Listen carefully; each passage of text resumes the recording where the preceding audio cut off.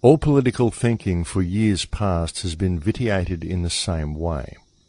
People can foresee the future only when it coincides with their own wishes, and the most grossly obvious facts can be ignored when they are unwelcome. And that quote comes from George Orwell. Welcome to Surviving the Matrix, ladies and gentlemen. My name is Maxwell Egan. It's a pleasure to be with you once again, and I'll be your host for the next hour. Well, folks, challenging times in the world this week. We've seen the introduction of a new bill by President Obama. And folks, I do like to keep the shows empowering, and I do like to focus mainly on spirituality and mainly on energy. But sometimes things happen right before your eyes that, well, they just simply demand attention. And the actions that have been taken by Obama in the last week most certainly fall into that category. Because this new bill is most definitely something of an eye-opener. And it's a bill that should hopefully cause even the most asleep person to stir from their slumber. Because with the introduction of this new bill, President Obama has effectively declared a global war on freedom. The power that this bill gives the US government is so broad that even US citizens could be swept up by the military, and the military can be used far away from any battlefield, even within the United States itself, and also within any country. In fact, this bill reminds me of the puppet movie that was made a few years ago called Team America, where America decided to view itself as the world police, because in his ego and in the ego of the American government, these psychopaths actually believe that this bill makes possible the worldwide indefinite detention without charge or trial of any person the United States government deems to be worthy of detention. And this, of course, could be anybody who decides to speak out against the US government. The bill that I'm talking about is the National Defense Authorization Act, which went to the Senate floor on Monday. Now, sections 1031 and 1032 of this bill explicitly authorize the federal government to indefinitely imprison without charge or trial any American citizen and others. Very careful note of the word others, folks. So it refers to American citizens and others, which of course is anybody, can be picked up both inside and outside of the United States. It mandates military detention of civilians who would otherwise be outside of military control, and it transfers to the Department of Defense core prosecutorial, investigative, law enforcement, penal and custodial authority and responsibility that is now held by the Department of Justice. So basically it's transferring these powers from the Department of Justice to the Department of Defense. This is basically the implementation of a military police state that has a global reach. Yes, folks, these psychopaths actually believe that because they wrote these words on a piece of paper and had a fancy ceremony, it gives them the ability to stroll into any country on earth and arrest anybody they like and hold them without charge. What a wonderful world we live in, folks, and with the introduction of this bill, there should be no doubt whatsoever that the Third Reich is still alive and well, and it has a firm control over the United States today. The only real difference is that Hitler just went out and did these things. He didn't pass legislation saying that it was okay for him to do so. He just did it. Whereas Adolf Obama has actually passed legislation which he believes gives him the right to commit these atrocities. Folks, since the Obama regime came to power, Obama has proven himself to be even more corrupt and more totalitarian and inhuman than both George Bush and Dick Cheney combined. He's managed to out-Bush the Bush regime in every conceivable way that he could find to do so. Yes, folks, change was what was desired, and change is what the world has had. Unfortunately, it has been anything but change for the better. It might be good next time a politician says that they're going to bring change to the world that the voters ask him to please specify what type of change he intends that to be.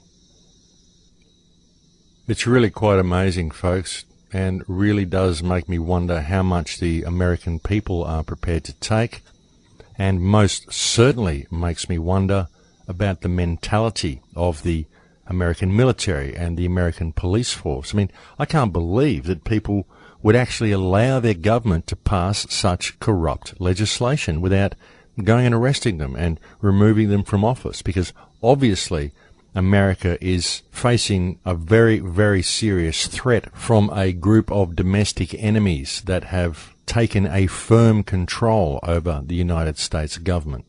Because the United States of today resembles anything but the spirit of America.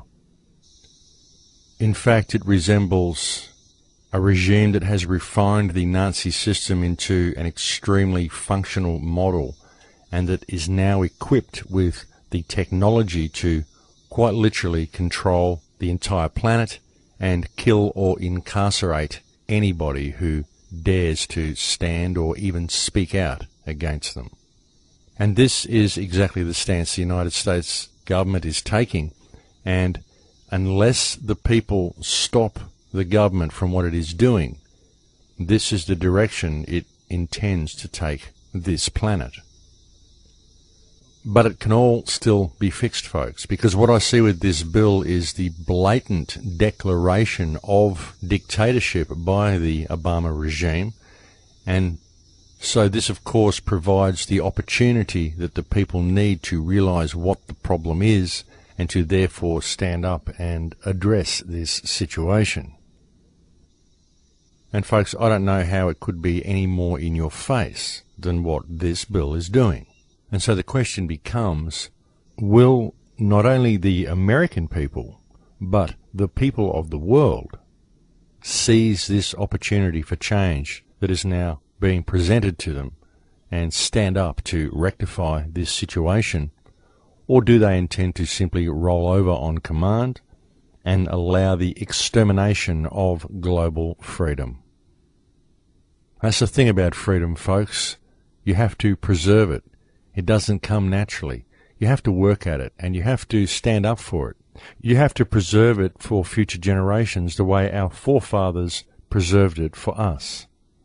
And if each generation fails to do that and fails to live up to their responsibility as the custodians of freedom in the world, then such freedoms will, by matter of course, be summarily removed, as we are seeing with the introduction of this bill. And of course, this bill is being introduced under the guise of protecting the security of the United States. But folks, you've really got to step back and look at the wider picture, because it isn't protecting the security of the United States at all. It is actually removing the security of the United States and protecting the security of the criminal cabal that is currently in charge of the United States government. And you only have to look at the actions of the United States government to see that it has brutal disregard for the needs of the people. As was once said by Pat Schroeder, you measure a government by how few people need help. And when you look at how many people need help within the United States, how many people are in a state of shortage, how many people have had their lives destroyed and their resources and homes stolen from them at the hands of the government, there can be no doubt whatsoever that the biggest problem the United States faces is its government. And now the United States government intends to extrapolate that problem out to the rest of the world, and is openly declaring its intention to do so.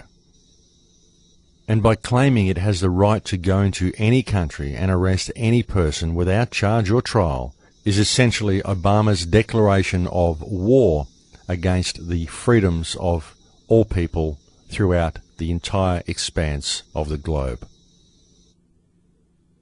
And folks, as outrageous as it may seem for Obama to be doing this, or for the Congress to be doing this, there is no doubt that it will be accepted by many other countries because, as we all know, it isn't actually the Obama regime that is enacting these type of atrocities.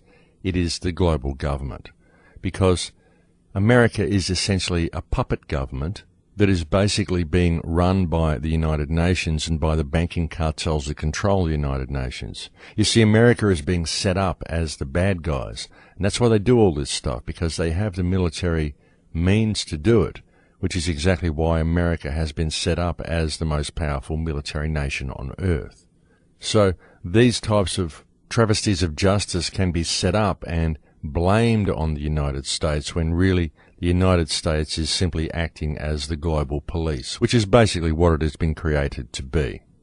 And there's no need for other nations to implement the same type of legislation because America will do it for them, and they will simply comply. I mean, we always see similar types of legislation being enacted in most countries in regards to things such as carbon tax, but as far as military control and global police powers goes, they only really need give that to one country, and then that country can stand there as the big evil scapegoat when really it's acting on behalf of the entire globalist agenda. It's not actually limited to the United States. But one of the really important things that people need to understand when all of these types of legislation are being enacted is that they are presented to the people as a means of keeping the country safe. But the reality is that it's never about keeping the country safe. What it's about is keeping the government safe. And that's what it's about. The only reason Obama would be enacting this type of legislation is to protect the criminal activity of the global governments. It's the same as the planned censorship of the internet. It isn't to protect anyone. It isn't to protect children against porn. I mean, what you'll find is that most of the porn is run by the CIA. Again, problem, reaction, solution. They create the problem so that you will be offended by it and demand that there is change. The internet censorship that is being planned is to prevent people such as myself from speaking out against the government and for you to be able to hear what's being said. And that's what it's all about. It's about the cabal protecting themselves at the expense of the people. I mean, they take all your rights and freedoms away and they tell you that they've done it to keep you safe. But then suddenly you're walking around in a police state feeling anything but safe. And so it should be very, very clear that it never has anything to do about the safety of the public. What it's all about is protecting the criminals who run the government. Always, folks, it's always about the same thing. Look at the Chappelle Corby case here. I actually did a radio interview on Sydney Breakfast Radio the other day discussing the Chappelle Corby case. There has been a massive amount of information come out about the drug smuggling that's been going on at Australian airports, and the reason Chappelle Corby is actually in jail in Bali and has been in jail for around about 7 years now for a crime that she did not commit. This woman is rotting in an Indonesian jail, and she's rotting there simply to protect the government corruption that exists within Australia. And that shows how far these sociopaths and psychopaths and criminals in government are actually prepared to go. And Chappelle Corby, folks, it could be you, it could be anyone, it could be anybody who has simply taken a holiday to Bali, could very, very easily find themselves in the same position as Chappelle Corby. And for those of you who are unfamiliar with the Chappelle Corby case, there is a site called the Expendable Project, and you can find that at expendable.tv.